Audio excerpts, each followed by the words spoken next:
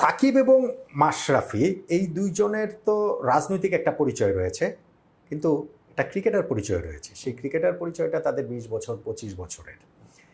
এই দুইজনের বাংলাদেশ থেকে, ক্রিকেট থেকে, বাংলাদেশ থেকে না, ওই আলোচনা রাজনৈতিক আলোচনা আমাদের না, আমাদের ক্রিকেটে সাকিব আল হাসান আবার ফিরবেন কিনা, এইটা গত 1.5 বছর ধরে কয়েকদিন পর পর এটা নিয়ে আলোচনা হয়। মাশরাফি কোনোভাবে ক্রিকেটের সঙ্গে ইনভলভ হবেন কিনা সেইটা নিয়ে আলোচনা হয়।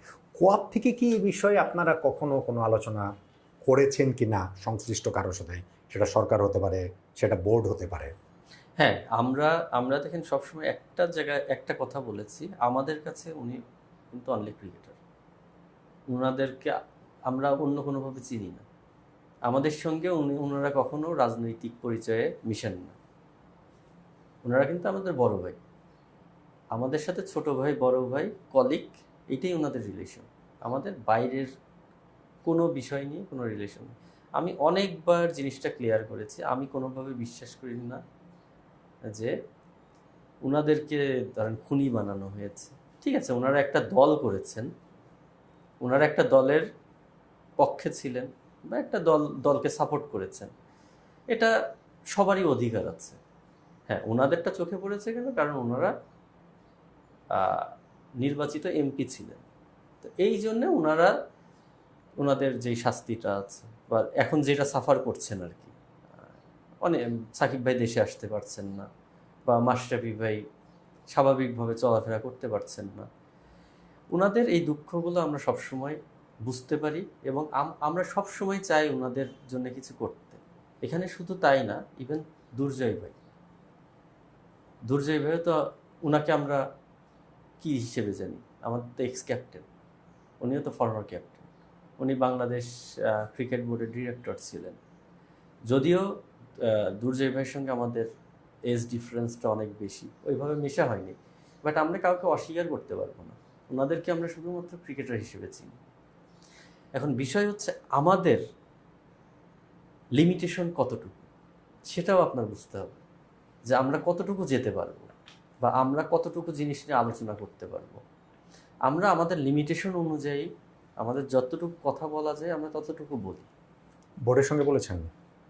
না, বোর্ডের সঙ্গে, কারণ এটা তো বোর্ড বারবার, সে অনেক আগের থেকেই শুনতেছে এটা ক্রিকেট বোর্ডেরই কিছু না, বা ওনারা এটা সরকারের ডিসিশন। সরকারের সঙ্গে বলেছেন?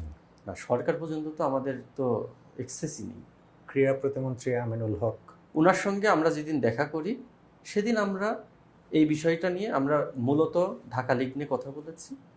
সাথে সাথে ক্রীড়া, যেহেতু উনি ক্রীড়াপ্রেমী, উনি নিজেও একজন স্পোর্টসম্যান, উনি কিন্তু অনেক জায়গায় জিনিসটা ক্লিয়ার করেছেন যে এই বিষয়ে ওনারা নমনীয় থাকবেন, যে তাদের যে বিষয়টা আছে ওনাদের কিভাবে ফিরানো যায় এই বিষয় নিয়ে কিন্তু সবসময় সরকার থেকে বলছে। বিএনপি প্রত্যেকটা পলিটিক্যাল নেতাই কিন্তু আমি বলতে শুনছি যে এই বিষয়গুলোতে ওনারা নমনীয় থাকবেন, খেলা এবং রাজনীতি এক করতে চান না।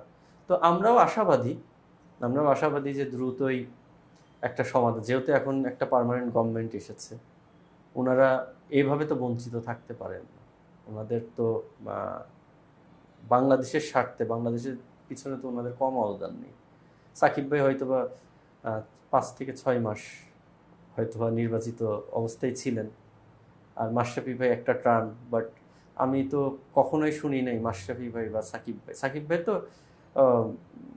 নির্বাচিত হওয়ার পরে তো খেলার মধ্যে দিয়েই ওই 6 মাস চলে গেছে। আর মাশরাফি ভাইয়ের তো আমি পলিটিক্যাল ইয়েতে প্রশংসা ছাড়া আমি তো অন্য কিছু আর শুনি নি। মানে উনি যেই 5 বছর কাটিয়েছেন ওনার এলাকায় বলেন বা যতটুকু আমি শুনেছি, আমি সব জায়গায় তো ওনার প্রশংসাই শুনেছি যে এই ধরনের পলিটিশিয়ান আমাদের দরকার আমাদের দেশের জন্য। তো আশা করি যে ইনশাল্লাহ সব কিছু দ্রুতই সমাধান হয়ে যাবে।